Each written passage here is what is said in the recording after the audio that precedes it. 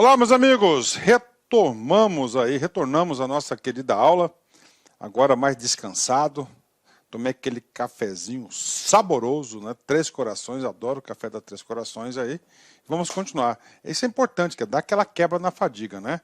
Então, ok, agora a gente vai entrar em um assunto importante, né? Eu não quis entrar nesse assunto meio fadigado, tá? Então agora a gente vai falar, ó, seção 3, que é do registro das operações em espécie.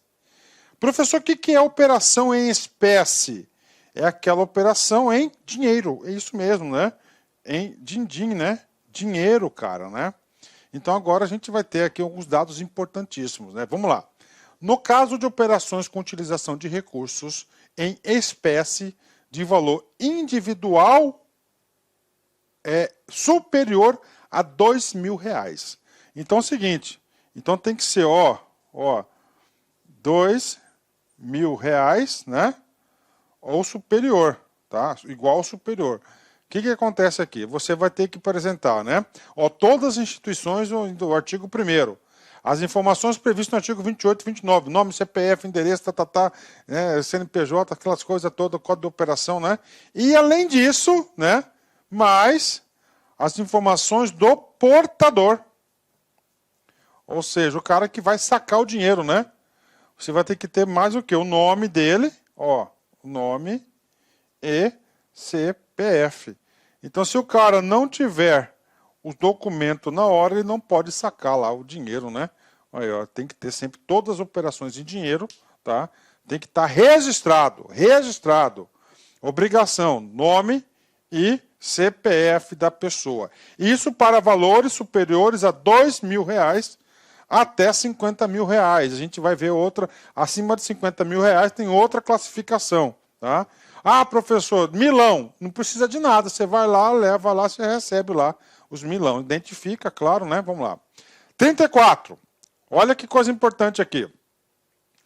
No caso de operações de depósito ou aporte em espécie de valor individual igual ou superior a R$50.000, as instituições do artigo 1º devem incluir no registro, além das informações já previstas nos artigos 28 e 29 que vimos atrás, o que deve incluir? Ó, aqui é o que? Depósito ou aporte, né?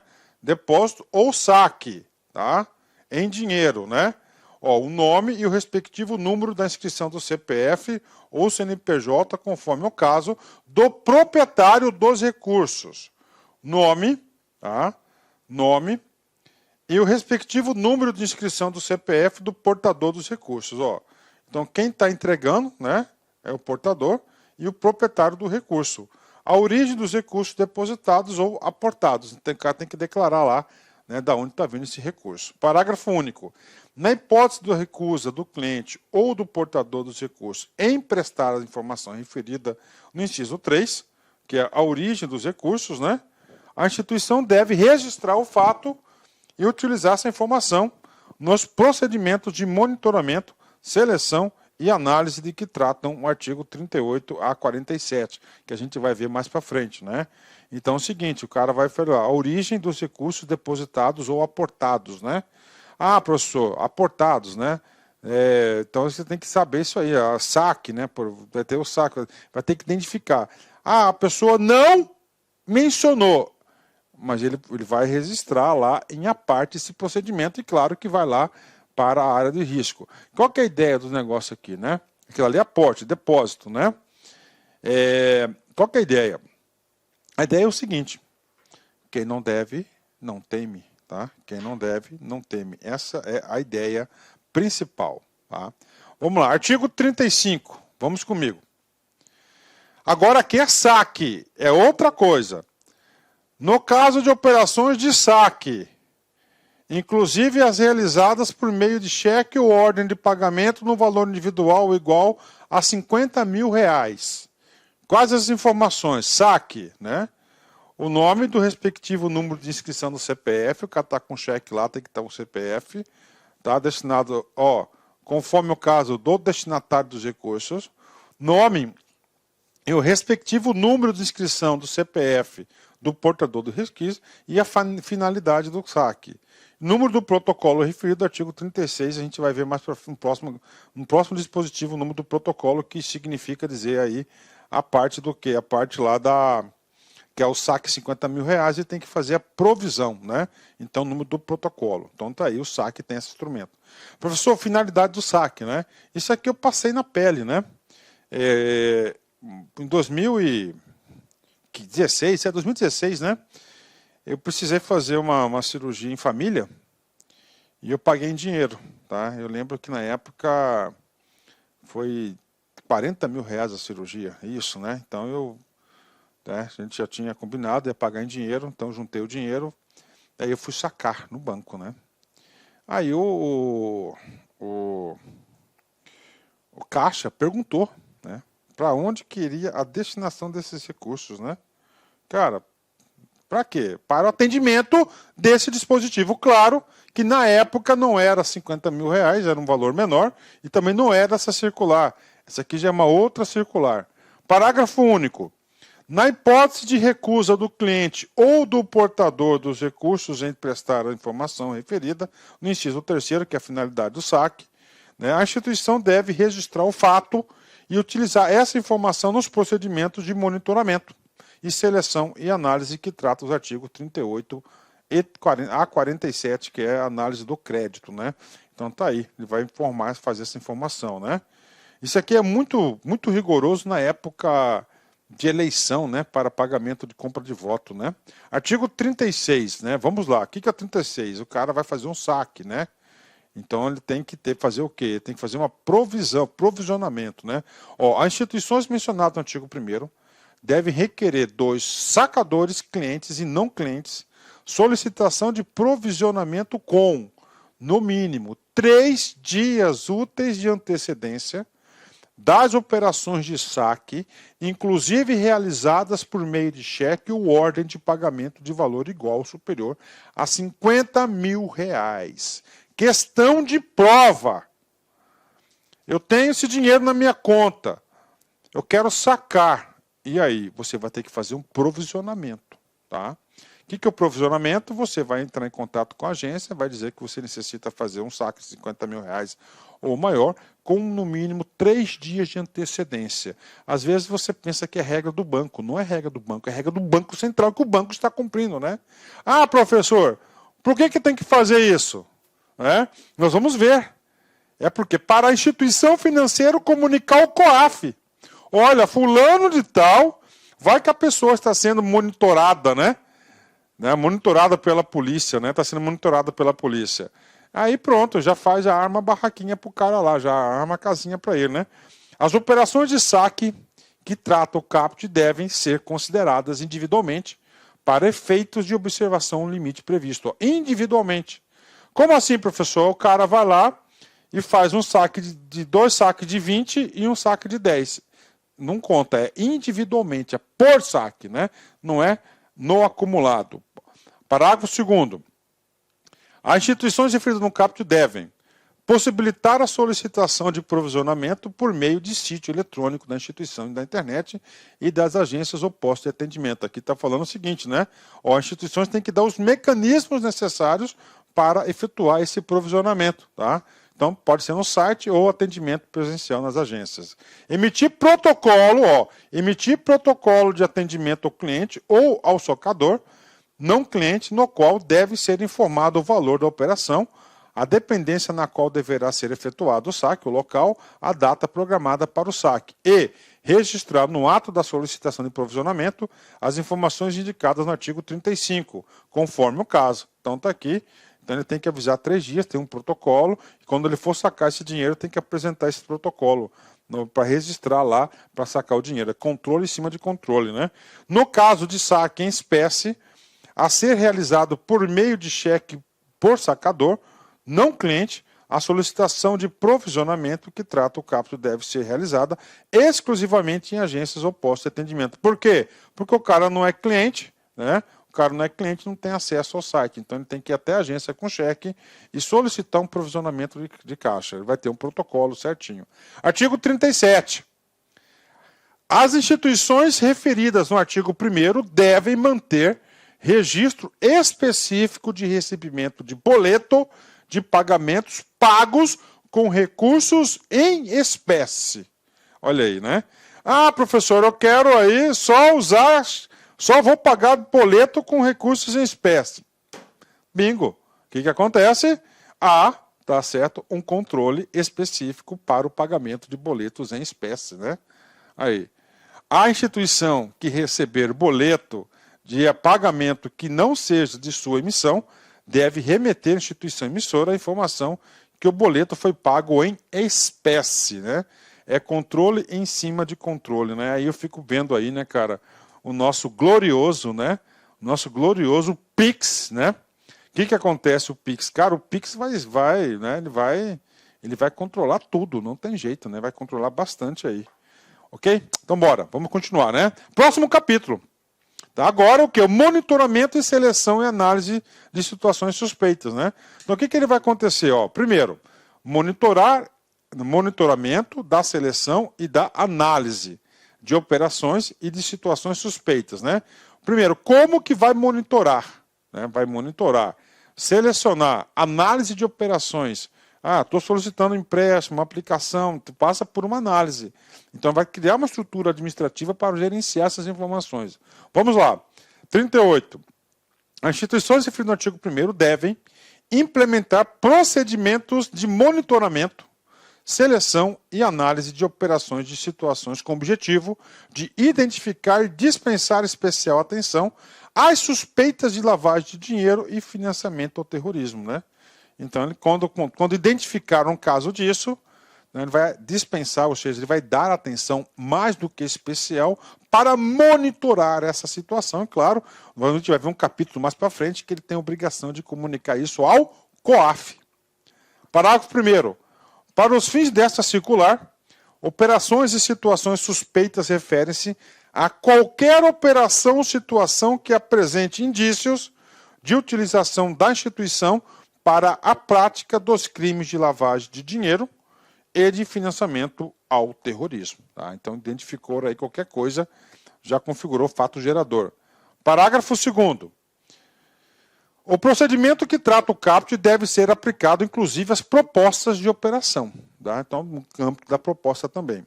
Os procedimentos mencionados no caput devem, agora fala os procedimentos, ser compatíveis com a política de prevenção de lavagem de dinheiro e financiamento do terrorismo no artigo 2º, claro que a gente fez da política, né?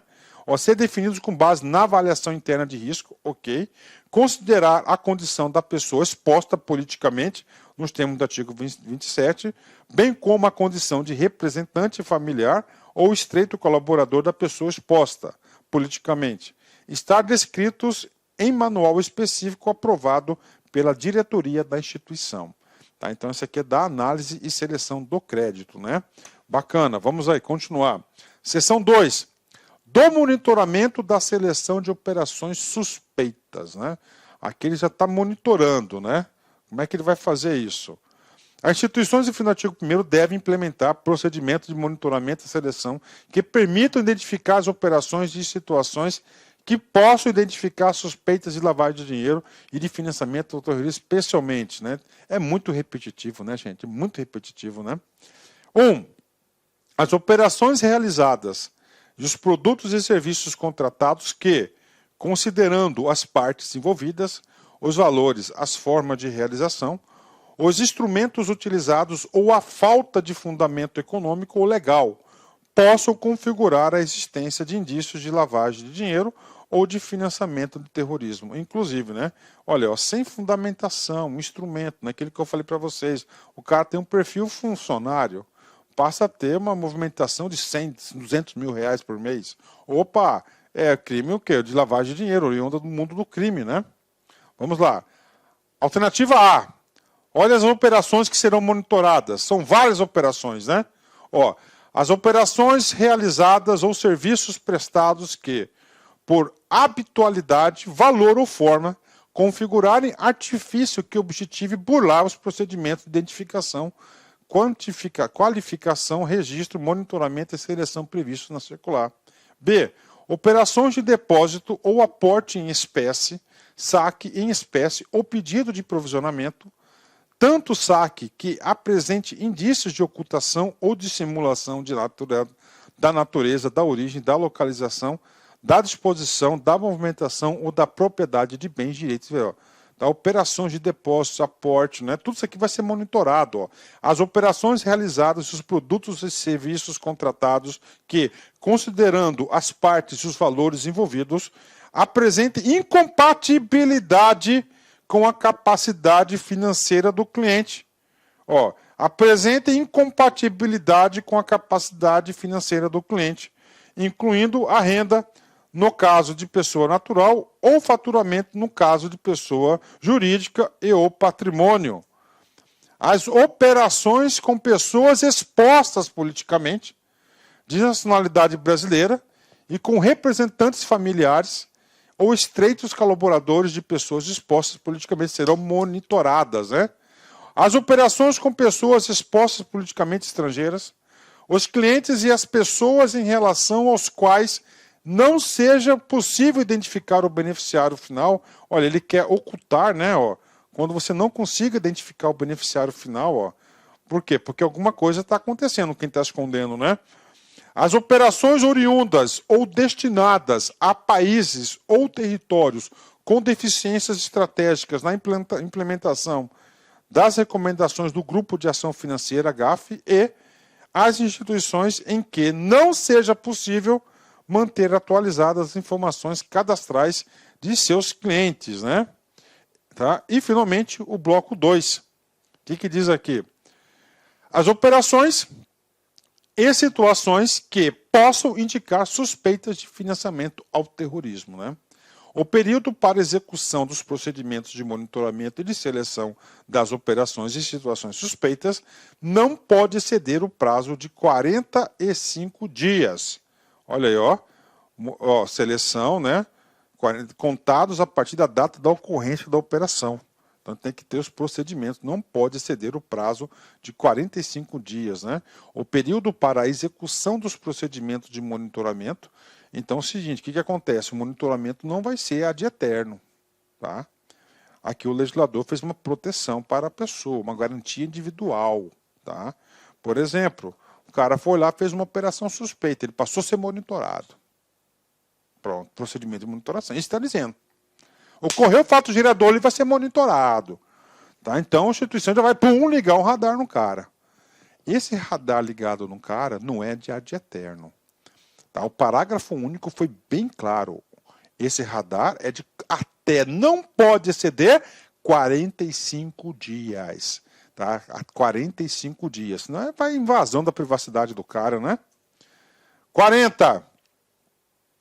As instituições referidas no artigo 1º devem assegurar que os sistemas utilizados no monitoramento e na seleção de operações e situações suspeitas contenham informações detalhadas das operações realizadas e das situações ocorridas, inclusive informações sobre a identificação e a qualificação dos indivíduos. As instituições devem manter documentação detalhada dos parâmetros variáveis, regras e cenários utilizados no monitoramento e seleção de operações e situações que possam indicar suspeitas de lavagem de dinheiro e de financiamento ao terrorismo. Os sistemas e os procedimentos utilizados no monitoramento e na seleção de operações e situações suspeitas devem ser passíveis de verificação quanto à sua adequada efetividade, né? O artigo 41, né? Então não tem nada importante do que eu falei para vocês, vamos lá. Deve ser incluídos no manual referido no artigo 38. Tá? Que o manual de quê? Manual, aqui, qual que é esse manual? Nós temos o primeiro manual da política, beleza. Segundo, avaliação de riscos. E aqui é o manual de avaliação da análise e seleção do crédito. Tá? É esse aqui, desse capítulo, inclusive, né? Vamos lá. Nesse manual, aqui é requisitos para elaborar o documento. Ó, os critérios de definição da periodicidade de execução dos procedimentos de monitoramento e seleção para os diferentes tipos de operações e situações monitoradas. Meus amigos, minhas amigas, inicialmente eu peço desculpas pois interrompi os seus estudos, mas essa playlist especial que a LAC Concursos fez especificamente para o concurso para o concurso da Banrisul 2022. Nessa playlist nós vamos colocar 200 videoaulas do nosso curso. Só que o nosso curso tem mais de 200 aulas, isso garanto para você. Gente, essas aulas são demonstrativas, é para você ter conhecimento da qualidade e a seriedade que nós trabalhamos aqui a questão de concurso público. Você quer assistir o restante dessa videoaula? Você quer fazer o nosso curso completaço? Cara, ponta a ponta do edital, papo reto para vocês, um investimento apenas 10 parcelinhas de R$ 200, é isso mesmo, 10 parcelinhas de R$ 200, você vai assistir na nossa plataforma, você vai ter direito, olha só, ao personal coach. O que é o personal coach? É o estudo em regime de metas, ali nós iremos organizar toda a sua vida no site, a gente vai fazer um painel de controle, tipo amarelo, vermelho, verde porque você cumpriu a meta, vermelho porque você está devendo e amarelo porque cumpriu parcialmente a meta, que são atributos importantes na caminhada aí de quem quer ser aprovado, beleza, galera? Então, vem, não fique bravo comigo aí, porque interrompi essa aula sua, mas é uma aula demonstrativa do site lá Concursos, tá certo? Clique aqui embaixo, fale com nossos atendentes ou faça diretamente a sua matrícula, você não vai se arrepender. Forte abraço, fique com Deus, tchau, tchau.